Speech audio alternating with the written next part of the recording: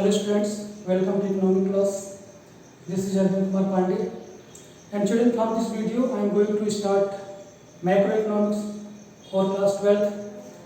This is the first chapter, circular flow of income, and this is the first video of this chapter, children. So let us start introductory macroeconomics, chapter number 1, circular flow of income.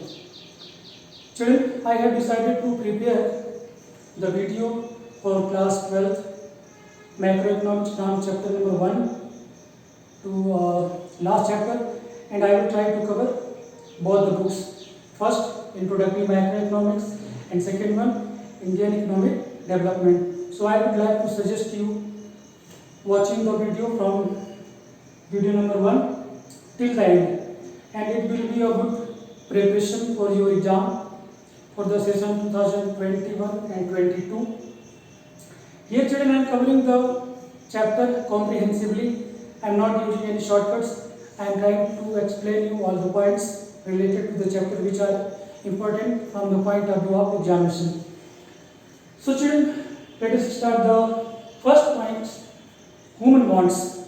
Children, in your previous classes in macroeconomics, we have already studied that human wants are unlimited, right? I have written human wants are unlimited and they are recurring, right? We have unlimited demand, unlimited wants, and our wants are recurring. When we fulfill one demand, it emerges next demand. So the demand are unlimited and recurring. कहने का मतलब ये है कि हमारी demand जो है unlimited है. हमें वाटर चाहिए, हमें ऑयल चाहिए, हमें ऑयल बुक चाहिए, हमें पेन चाहिए, मोबाइल चाहिए, कार चाहिए. Okay, these are the unlimited demands and it is recurring. recurring का मतलब कुछ हमारी डिमांड है वो बार बार हमें चाहिए. हमें वाटर बार बार पीने को चाहिए, हमें फूड रोज खाने के लिए चाहिए, हमें मिल्क चाहिए, हमें टी चाहिए, हमें कॉफ़ी चाहिए. ये हमारी जो डिमांड है रेकरिंग है कि हमें रोज उनकी जरूरत पड़ेगी. टूथपेस्ट चाहिए आपको फ्लोर चाहिए, वीट चाहिए, राइस चाहिए, राइट है, टूथब्रश चाहिए, सोप चाहिए, वॉशिंग पाउडर चाहिए. So human wants are unlimited and recurring. मतलब ये बार बार हमें उन चीज़ों की जरूरत पड़ती है so that we can satisfy our demand. Next point is children continuous process. As I have explained in the previous point that human wants are unlimited and recurring. हमारे जो वांट हैं वो लगातार चलती रहती हैं, ठीक है, और वो अनलिमिटेड भी हैं. तो उन रिकरिंग डिमांड और अनलिमिटेड डिमांड को फुलफिल करने के लिए कंटिन्यू प्रोसेस है, ये जो चलती रहती है चलती. और ये कौन सा प्रोसेस है? ये है प्रोडक्शन प्रोसेस,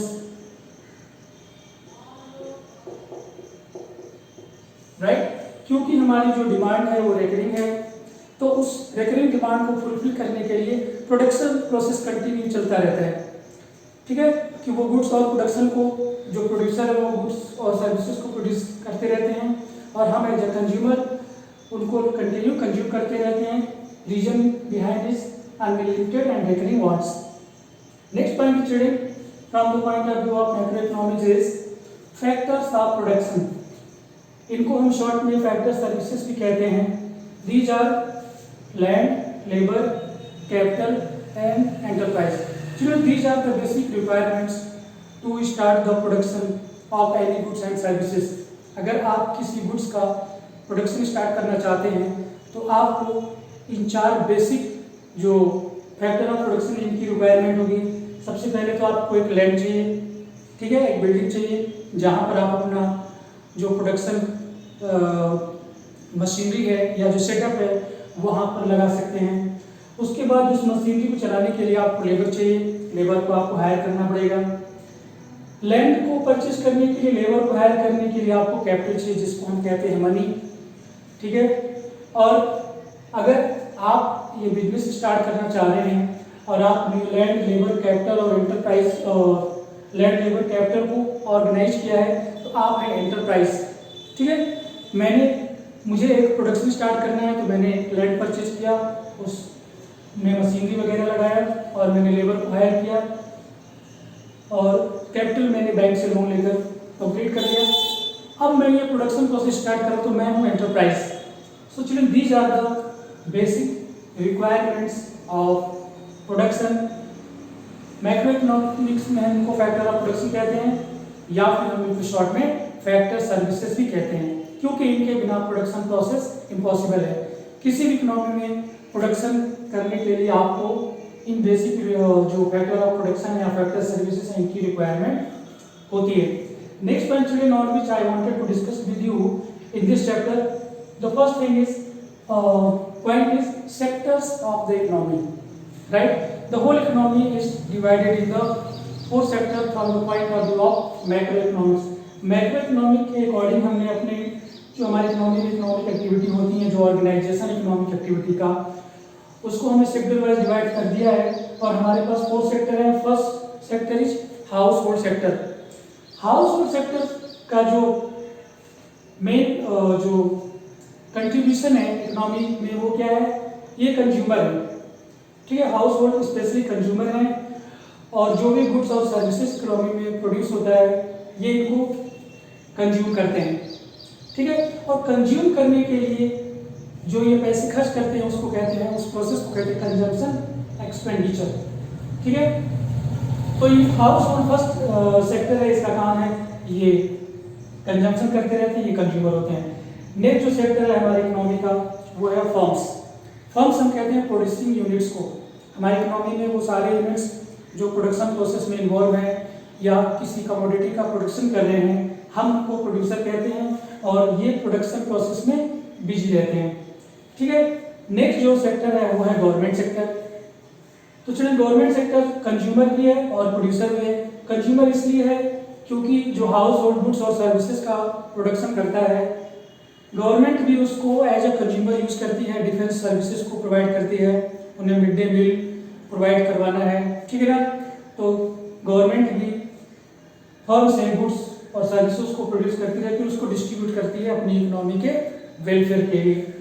गवर्नमेंट प्रोड्यूसर भी है क्योंकि गवर्नमेंट जो है पब्लिक गुड्स का प्रोडक्शन करती रहती है। जो फर्म्स हैं वो कंज्यूमर गुड प्रोड्यूस करते रहते हैं क्योंकि वो कंज्यूमर गुड को प्रोड्यूस करके उसको इकोनॉमी में सेल करके और वो प्रॉफिट अर्न करते हैं। गवर्नमेंट है, गवर्नमेंट का काम प्रॉफिट अर्न करना नहीं है, गवर्नमेंट का काम है कि वो अपनी इकोनॉमी में रहने वाले लोगों के वेलफेयर को इंक्रीज कर सके, उनके स्टैंडर्ड ऑफ लिविंग को इंक्रीज कर सके। तो गवर्नमेंट जो है प्रोड्यूसर इसलिए क्योंकि गवर्नमेंट जो है पब्लिक गुड का प्रोडक्शन करती है। फॉर एग्जाम्पल गवर्नमेंट हॉस्पिटल हैं, गवर्नमेंट स्कूल हो गए, रोड हो गए, फ्लाईओवर हो गए, ब्रिज हो गए, स्ट्रीट लाइट लगवानी है, सड़क बनवानी है। So these are the functions of government and these goods are called public good produced by government. Next जो सेक्टर है चिल्ड्रन वो है फॉरेन सेक्टर्स। फॉरेन सेक्टर का चिल्ड्रन जो मेन जो कंट्रीब्यूशन है हमारी इकोनॉमी में या किसी भी इकोनॉमी में वो है एक्सपोर्ट्स एंड इंपोर्ट्स। हम अपनी कंट्री में जो गुड्स या सर्विसेज का प्रोडक्शन सरप्लस में कर लेते हैं वो हम फॉरेन कंट्री में जाकर उनको सेल कर देते हैं, ये तो हो गया एक्सपोर्ट। और वो गुड्स और सर्विसेज जो हमारी कंट्री में उनका प्रोडक्शन सफिशिएंट नहीं है या उनकी शॉर्ट है या उनको प्रोडक्शन करने में कॉस्ट ऑफ प्रोडक्शन ज़्यादा है, तो हम क्या करते हैं उसको दूसरी कंट्री से इम्पोर्ट कर लेते हैं अपनी कंट्री में। जैसे कि हमने टेक्नोलॉजी है, मेडिसिन है, हम दूसरी कंट्री से इम्पोर्ट करते रहते हैं। ये चिल्ड्रन हमारे मैक्रो पॉइंट ऑफ व्यू से, micro economic point of view से four sectors of the economy हो गए। अब आपने देखा कि हमारे दो सेक्टर यहाँ पर वेरी इंपॉर्टेंट रोल प्ले कर रहे हैं, एक हो गया फॉर्म और एक हो गया हाउस होल्ड। फॉर्म्स मैंने आपको बताया कि जो फॉर्म्स है उसका काम है कि वो गुड्स और सर्विसेज का प्रोडक्शन करता है। तो फॉर्म जो भी गुड्स या सर्विसेज को प्रोड्यूस करता है वो हाउस होल्ड को सप्लाई कर देता है। यहाँ देखो मैंने लिखा है सप्लाई, तो फॉर्म ने गुड्स सर्विसेज का प्रोडक्शन किया और हाउस होल्ड को सप्लाई कर दिया। ये जो हाउस होल्ड है, हाउस होल्ड ये थोड़ा सा मैंने यहाँ पर चिल्ड्रन गड़बड़ लिख रखा है, लेकिन मैं आपको क्लियरली बता देता हूँ। यहाँ पर मैंने एक फ्लो बताया है चिल्ड्रन, ये मैं आगे आपको बताने वाला हूँ। यहाँ पर जैसा लिखा वैसे मैं आपको बता देता हूँ। जो फॉर्म है हाउस होल्ड को सप्लाई करता है गुड्स का, यहाँ मैं लिख देता हूँ सप्लाई गुड्स, ठीक है। फॉर्म जो है हाउस होल्ड को पेमेंट भी करता है। ये पेमेंट क्यों करता है हम इसके बारे में भी हम बात करेंगे। अभी मैं आपसे बात करता हूँ। ये देखो हाउस होल्ड हो गया। हाउस होल्ड्स जो है फर्म्स को फैक्टर सर्विसेज देता है। फैक्टर सर्विसेज मैंने आपको बताया था, ये हैं कौन कौन से, land, labour, capital and enterprise, and you already know these are the basic requirements of production. तो जो फर्म है वो प्रोडक्शन तभी कर पाएगा जब उसके पास ये फैक्टर सर्विसेज वो हायर करेगा। फैक्टर सर्विसेज प्रोवाइड कौन करता है, हाउस होल्ड प्रोवाइड करता है। तो हाउस होल्ड से फैक्टर सर्विसेज फर्म के पास आ गई। फर्म के पास ये फैक्टर सर्विसेज मिल गई फर्स्ट। और हाउस होल्ड क्या करता है कि ये जो इनकम हाउस होल्ड ने जो इनकम फर्म ने हाउस होल्ड को जो पेमेंट किया था, फैक्टर पेमेंट किया था, उसको यूज करके हाउस होल्ड गुड्स और सर्विसेज का प्रोडक्शन करता है। तो जो इनकम होती है वो फर्म के पास चला जाता है। अब हम चिल्ड्रन आपको इसको क्लियरली बताते हैं, जो मैंने यहाँ पर आपको बताया था कि ये थोड़ा सा रॉन्ग मैंने लिख दिया है। चिल्ड्रन हाउस होल्ड जो है, हाउस होल्ड के पास फैक्टर सर्विसेज होता है, लैंड, लेबर, कैपिटल और एंटरप्राइज। फर्म को प्रोडक्शन करना होता है तो फर्म हाउस होल्ड के पास जाता है, हाउस होल्ड से फैक्टर सर्विसेज को हायर करता है, लैंड, लेबर, कैपिटल और एंटरप्राइज। हायर करने के बाद उसको वो प्रोसेस करता है, ऑर्गेनाइज करता है और गुड्स और सर्विसेज का प्रोडक्शन करता है। तो प्रोडक्शन प्रोसेस में जो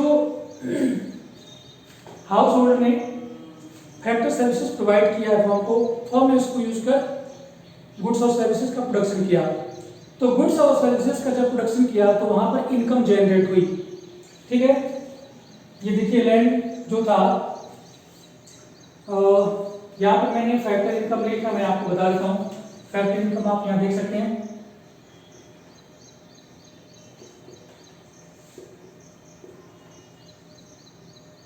फैक्टर इनकम। तो चलिए हमारे 4 फैक्टर सर्विसेज, लैंड हो गया,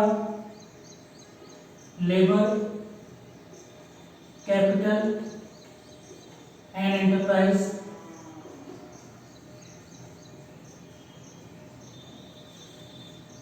ये फैक्टर सर्विसेज हो गई चिल्ड्रन। ठीक है, ये हाउस होल्ड के पास है। हाउस होल्ड ने ये factor services, land, labour, capital और एंटरप्राइज, ये हाउस होल्ड को प्रोवाइड कर दिया। तो बदले में हाउस होल्ड को क्या मिला, लैंड को तो मिल गया रेंट, रेंट मिल गया या रॉयल्टी मिल गई,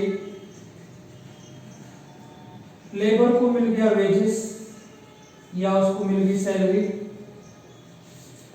कैपिटल को मिल गया इंटरेस्ट,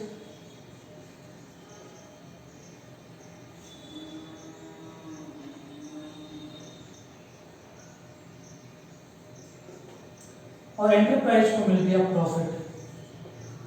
ठीक है, तो ये तो हो गए लैंड, लेबर, कैपिटल, एंटरप्राइज, ये हो गए 4 फैक्टर सर्विसेज और ये हो गए 4 फैक्टर इनकम।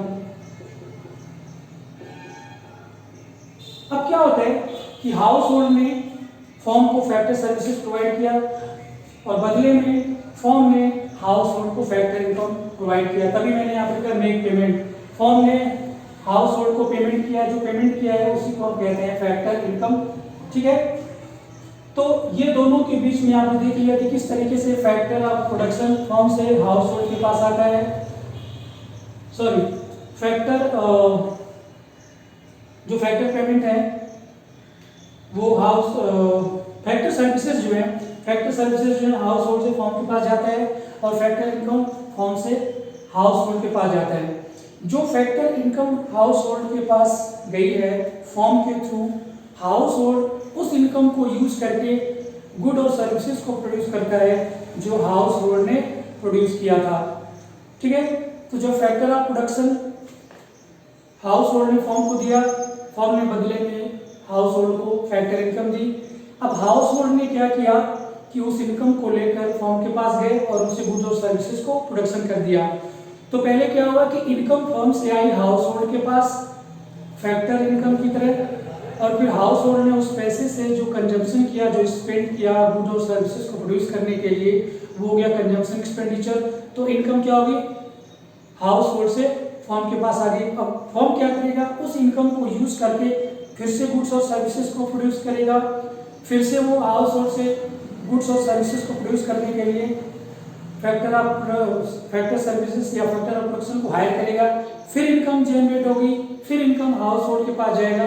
तो चिल्ड्रन ये एक प्रोसेस है, ये एक फ्लो है। तो फ्लो पहले हाउस होल्ड से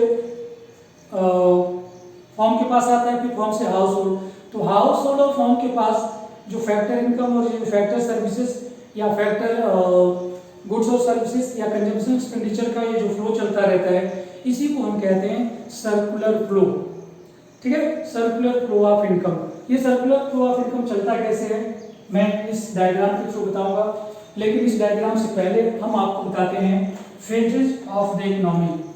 चिल्ड्रन हमारी इकोनॉमी में या किसी इकोनॉमी में 3 फेज हैं जो हमेशा चलते रहते हैं और चलते रहते हैं। ये किसी भी इकोनॉमी का बेसिक जो है कह सकते हो कि बिल्डिंग है, बेसिक फाउंडेशन। इसके बिना कोई भी इकोनॉमी नहीं चल सकती। First phase is income generation. यहाँ पर इनकम जनरेट होती है। ठीक है, तो इनकम जनरेशन, इनकम लगातार जनरेट होती रहती है। जो इनकम जनरेट होती रहती है स्टूडेंट उसको डिस्ट्रीब्यूट करते हैं। डिस्ट्रीब्यूट किसको करते हैं? फैक्टर ऑफ प्रोडक्शन को। जैसे मैंने आपको बताया लैंड, लेबर, कैपिटल और एंटरप्राइज है। तो ठीक है ना, इनको इनकम जो इंटरेस्ट है वो इनको इनकम मिल जाती है, और जो इनकम मिली है वो डिस्पोज हो जाती है। जो हमारे पास इनकम आई है मैं उसको कंज्यूम करूंगा, उसको स्पेंड करूंगा, क्योंकि मेरी डिमांड है, अनलिमिटेड डिमांड है। उस डिमांड को फुलफिल करने के लिए मैं मार्केट से जाकर गुड्स और सर्विसेज को परचेज करूंगा। तो ये चिल्ड्रन फेजेज ऑफ इकोनॉमी, हमारी जो इकोनॉमी है में ये 3 फेज लगातार चलते रहते हैं। इनकम जनरेट होती रहती है, जो इनकम जनरेट हुई है उसको हम डिस्ट्रीब्यूट करते हैं। डिस्ट्रीब्यूट किनको करते हैं? फैक्टर ऑफ प्रोडक्शन को।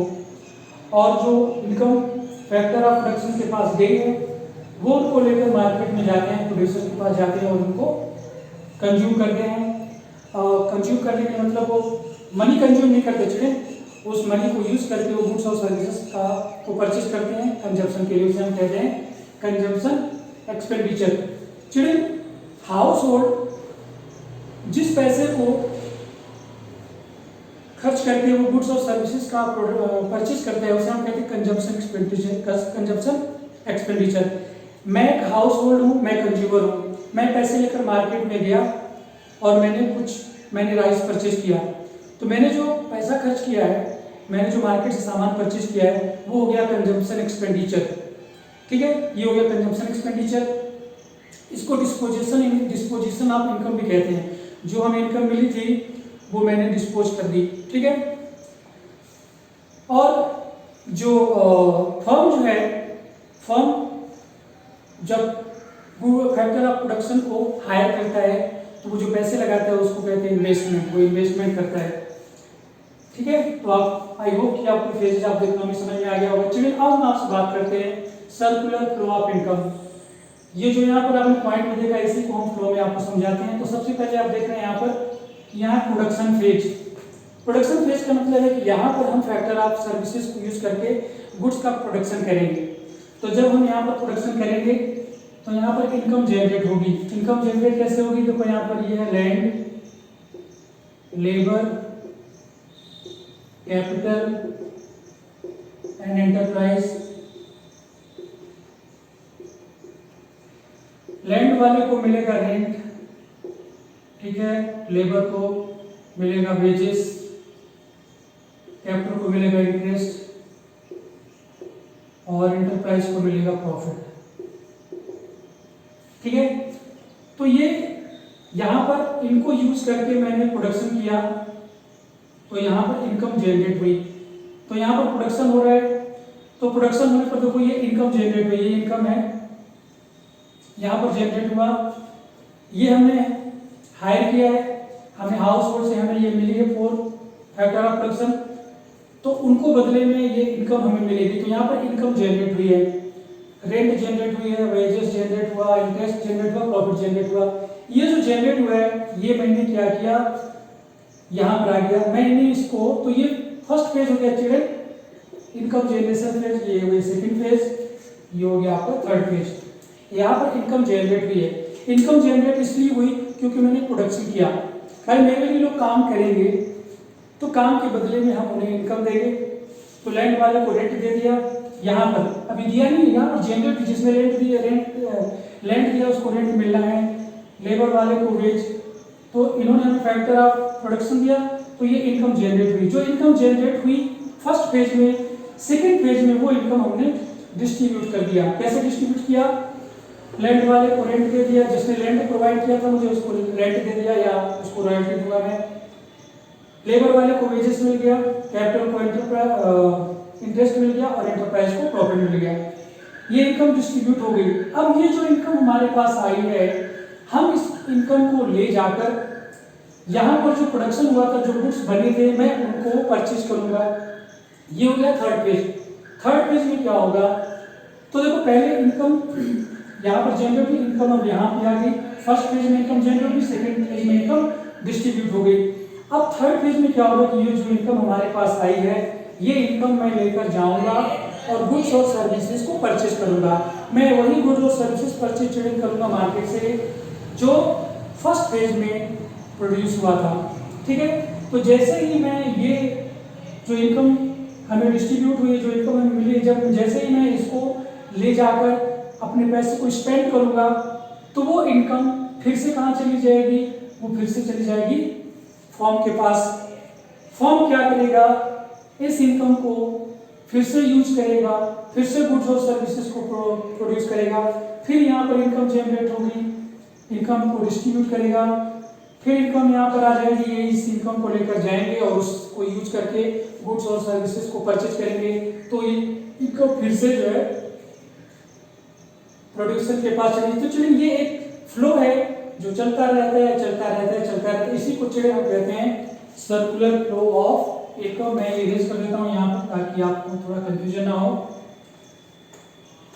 तो चलिए अगर हम इसको ऐसे ले लें कि मैंने यहाँ पर प्रोडक्शन किया, यहाँ पर इनकम जनरेट हुई 100 करोड़ रुपीस की। ठीक है, यहाँ पर 100 करोड़ रुपीस जनरेट हुई, तो 100 करोड़ रुपीस को मैंने यहाँ पर डिस्ट्रीब्यूट कर दिया, यहाँ लोगों के पास आ गई। ये 100 करोड़ रुपीस ये लोग लेकर गए और यहाँ पर इन्होंने क्या किया? स्पेंड कर दिया, डिस्पोज कर दिया। पैसे जो मिले थे उसको यूज करके हम सामान खरीद लिया। तो ये जो 100 करोड़ रुपीस है, ये फिर से प्रोड्यूसर के पास आ जाएगा, ये फिर इसको प्रोड्यूस करेगा, इसको यूज करके गुड्स और सर्विसेज का प्रोडक्शन करेगा।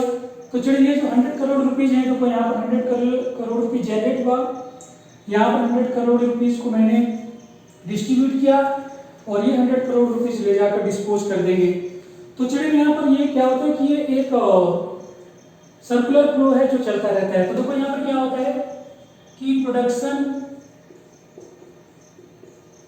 Phase equal to income equal to disposition.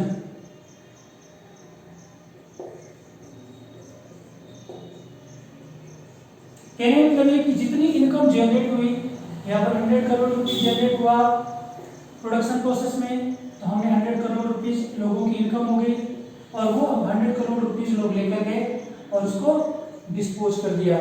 ठीक है ना? तो production of generation of income equal to distribution of income equal to disposition of income, ये तीनों जो है इक्वल होते हैं। तो चलिए that's all for this video. I hope कि ये आपको अच्छे समझ में आ गया होगा। ये अगले वीडियो में इसकी जो नेक्स्ट पार्ट है वो अगले वीडियो में आपको मिलेंगे। आप इस वीडियो को वॉच करते रहिए। अगर आपको समझ में आता है तो आप इसको लाइक कर सकते हैं, अपने फ्रेंड को शेयर भी कर सकते हैं। और चैनल आपको इस वीडियो के थ्रू पूरा मैक्रो इकोनॉमिक्स और इंडियन इकोनॉमिक डेवलपमेंट का पूरा सिलेबस मिलने वाला है। तो आप अगर इस वीडियो को लगातार वॉच करते हैं, आप हमारे चैनल को सब्सक्राइब करें तो आपको पूरा सिलेबस मिलेगा। अगर आप हमारे वीडियो को वॉच करते हैं, आपको कोई ट्यूशन अटेंड करने की जरूरत नहीं है, आपको सारा इसमें हम कॉम्प्रिहेंसिव कवरेज करवा रहे हैं। मैं अपनी तरफ से ऐसी कोशिश कर रहा हूँ कि आपको वो फीलिंग है कि आप क्लास में स्टडी कर रहे हैं, तो क्लास की स्टडी के अकॉर्डिंग आपको सब समझ में आ जाएगा। तो चलिए मिलते हैं अगले वीडियो में। Till then take care, God bless you, thank you for watching this video.